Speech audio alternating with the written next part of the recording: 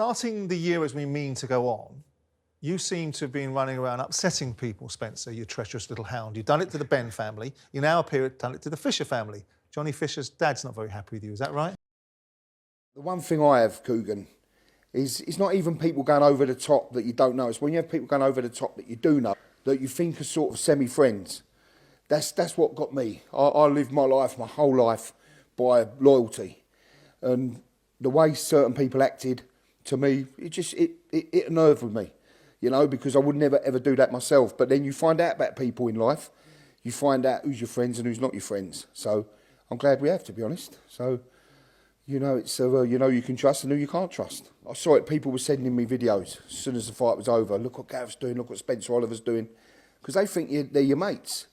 And I've not got a problem with opinions. I've not got a problem with anyone's opinion. But it's when, as I said, when someone you think is a friend and they go over the top like that, you know, the language they use. I know they're chasing views. They're working for talkSPORT. They want to be probably trying to work for someone bigger, so they're trying to make themselves relevant. I know that. I understand that. But when you've come in here and shared a meal, we shared more than one meal with Spencer and Gareth, and act like that, and you think they're your sort of friends. You know, just the way they went over the top. But I haven't got a problem with anyone's opinion. And if that's how they have to go about their life, they're welcome to it, because it's not me. No, he's not very happy with me through my opinion, and that's what it was. It was an opinion on who won that fight, Johnny Fisher and Dave Allen. I said it was a diabolical decision. I stand by that. I still think it was a terrible decision. And he wasn't happy with my comments, which I find quite bizarre. I know he's emotionally invested and it's his son and everything else. Listen, I've got a good relationship, or did have a good relationship with the family. No more, you don't? No more, it seems not. But what I'm saying is, I've got an opinion and I'll stand by that opinion. You know, Dave Allen's got a family as well, and, you know, you've got to think about it from his side. I thought he was very hard done by. I still stand by that. He was.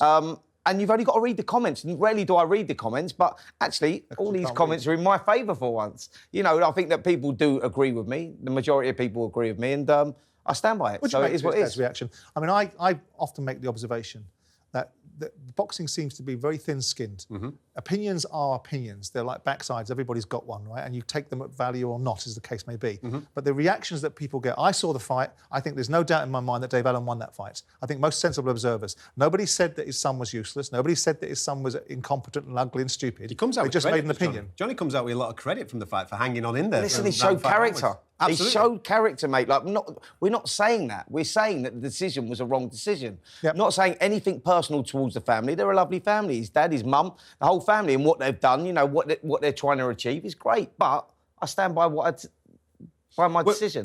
Your judgment is on the three judges. It's not on the fighter. So it baffles me when people react the way they react. Is it just a simple case of the age-old rule in sports that if you're in a dressing room as a footballer, it's sacrosanct that you don't criticise players, and if you're a former boxer, that apparently should know better, because the Ben family have taken great exception at both you and I.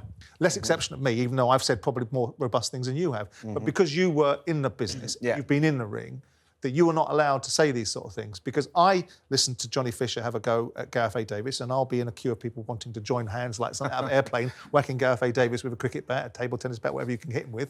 But the idea that what you said was offensive astounds me, because I just think you made an observation on the fact that you thought the fight...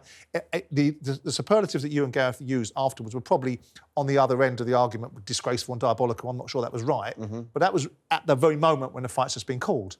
So I don't know why Johnny Fisher's dad's getting so het up with the fact, because you know him, you're not allowed to have an opinion.